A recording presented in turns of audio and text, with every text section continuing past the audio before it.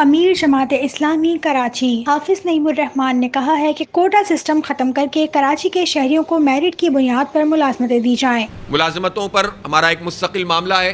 کہ quota system ناجائز طریقے سے، غیر آئینی طریقے سے عمران خان نے ایک ایساروں کے ذریعے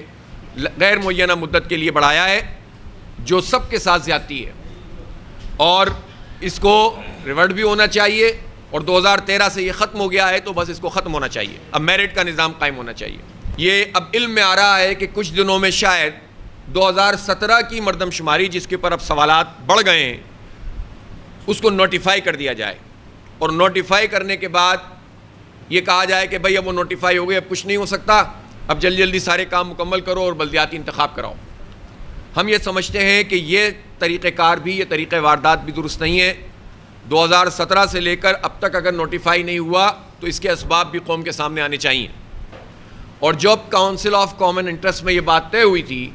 کہ 5% بلاکس پورے پاکستان کے شماریاتی بلاکس کو ری اوپن کر کے وہاں مردم شماری دوبارہ کرائی جائے گی، تو یہ کام کیوں نہیں ہوا، کس نے نہیں ہونے دیا؟ اور یہ ذمہ داری پاکستان بیورو آف اسٹیٹسٹکس کی ہے اور وفاقی حکومت کی ہے کہ وہ قوم کو بتائے۔ میں صوبائی حکومت کے حوالے سے بھی یہ کہنا چاہتا ہوں، جو پیپلز پارٹی اس وقت اسمارٹ بن رہی ہے کہ ہم تو مردم شماری کے بغیر انتخاب نہیں کرا سکتے، تو آپ 3 سال سے کیوں سوئے ہوئے تھے؟ ادارہ نور الحق میں پریس کانفرنس سے خطاب کرتے ہوئے حافظ نعیم الرحمان نے کہا کہ وفاقی حکومت کے الیکٹرک کو بھاگنے کا موقع فراہم کر رہی ہے، لیکن ہم عوامی دباؤ کے ذریعے سے ہی کے الیکٹرک سمیت تمام مسائل حل کرائیں گے۔ فوری طور پر کے الیکٹرک کا لائسنس منسوخ کیا جائے۔ نیپرا میں تو ہیئرنگ یہ ہوئی تھی نا کہ ان کی ایکسکلوزیوٹی ختم کر دی جائے۔ ہم کہتے ہیں لائسنس کینسل کر کے فارنزک آڈٹ کرو، ان کی انتظامیہ کو پکڑ کے جیلوں میں ڈالو، اور اس ٹیک اوور کے بعد 51% شیئرز اس میں سرکاری ہونے چاہیے، اور 51% شیئرز میں 25% شیئر شہری حکومت کے ہونے چاہیے کہ الیکٹرک میں۔ اس کی مینجمنٹ مین کی رول اپنے پاس رکھتے ہوئے 49% شیئرز کو پرائیویٹ اینٹیٹیز کو انوائٹ کیا جائے جنریشن، ٹرانسمیشن اور ڈسٹریبیوشن کے لیے، اور وہ پھر ایک کمپٹیشن ہو اور فیئر کمپٹیشن ہو، اور وہ بھی جو اسٹیک ہولڈر پر مشتمل کمیٹی ہے اس کی نگرانی میں ہو،